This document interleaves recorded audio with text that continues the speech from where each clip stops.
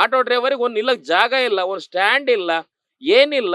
ಇನ್ನ ಇದು ಬಂದಾಗ ಮೀಡಿಯಾದವ್ರು ಬರ್ತಾರೆ, ಎಲ್ಲರೂ ಬರ್ತಾರೆ, ಏನ್ ಪ್ರಾಬ್ಲಮ್ ಅಂತ ಕೇಳಿದ್ರೆ ನಾವು ಕ್ವಶನ್ ಮಾಡಂಗಿಲ್ಲ, ಏನು ಮಾತಾಡಂಗಿರಲ್ಲ.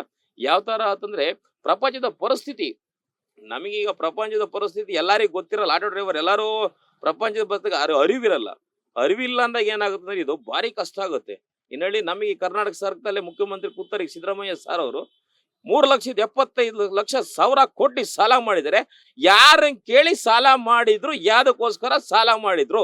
ಗ್ಯಾಸ್ಗೋಸ್ಕರ ಸಾಲ ಮಾಡಿದ್ರ, ಇಲ್ಲ ಇವ್ರ ಮನೆಗೋಸ್ಕರ ಸಾಲ ಮಾಡಿದ್ರೆ? ಯಾರಿಗೋಸ್ಕರ ಸಾಲ ಮಾಡಿದ್ರು?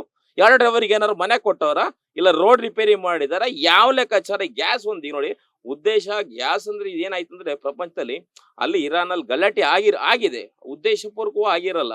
ಅವರು ಒಳ ಜಗಳಗಳು ಏನು. ನಾವೀಗ ಇಂಡಿಯಾದವರು ನಾವು ಸಮಾಧಾನಕ್ಕೆ ಹೋಯ್ದಿವಿ. ಇವಾಗಿಂದಲ್ಲ, ಮಹಾತ್ಮ ಗಾಂಧಿ ಕಾಲದಿಂದ ನಾವು ಸಮಾಧಾನದಲ್ಲೇ ಬಂದಿದೀವಿ. ನಾವು ಒಡೆದಾಟಕ್ಕೆ ಬಡದಾಟಕ್ಕೆ ನಾವು ಬರಲ್ಲ. ಈಗ ನಮ್ಮ ಸಾರ್ ಇದ್ದಾರೆ, ಯಾರು? ನರೇಂದ್ರ ಮೋದಿಜಿ ಸಾರು. ಅವರು ನಮಗೆ ಇನ್ನು ತರಿಸ್ಕೊಡ್ತಾನೆ ಇದ್ದಾರೆ.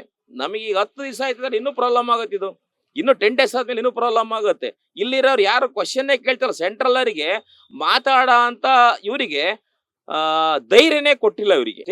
ಸ್ಟೇಟ್ ಅವ್ರು ಏನ್ ಮಾಡ್ತಿದಾರೆ ಅಂತ. ಸ್ಟೇಟ್ ಅವ್ರು ಏನ್ ಮಾಡ್ತಿದಾರೆ? ಅಲ್ಲಿಂದ ಇರಾನಲ್ಲಿ, ಇಲ್ಲಿಂದ ಇಂಡಿಯಾದಲ್ಲಿ ಹೋಗಿರೋ ಅಂತಾರೆ, ಕರ್ಸ್ಕೊಳ ಅಂತಾರೆ ವ್ಯವಸ್ಥೆ ಏನಾರು ಮಾಡಿದಾರೆ ಏನಾರು ಇವರು?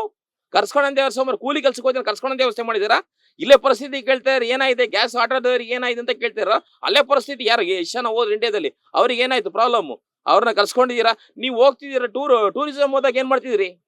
ಟೂರಿಸಂ ಇರಾಕಿಗೆ ಹೋದ ಟೂರಿಸಂಗೆ ಹೋದಾಗ ಏನ್ರಿ ಮಾಡ್ತಿದ್ರಿ? ಏನ್ ಒಪ್ಪಂದ ಮಾಡ್ಕೊಂಡ್ ಏನ್ ಮಾಡ್ಕೊಂಡ್ ಬಂದಿದ್ದೀರಾ ನೀವು?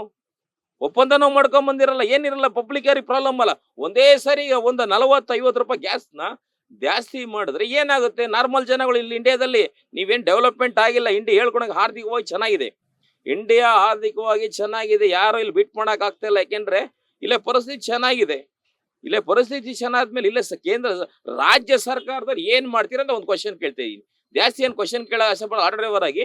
ಒಂದು ರಾಜ್ಯ ಸರ್ಕಾರದವರು ನೀವು ಒಂದು ಮನವಿ, ಯಾರೋ MLA ಇದೀರಾ, ಯಾರು ಮಿನಿಸ್ಟ್ರಿ ಇದೀರಾ, ಯಾರು ಏನ್ ಮಾಡ್ತಿದ್ದೀರಾ ಅಂತ ಒಂದು ಕ್ವಶನ್ ಗೊತ್ತಾಗಬೇಕಲ್ಲ.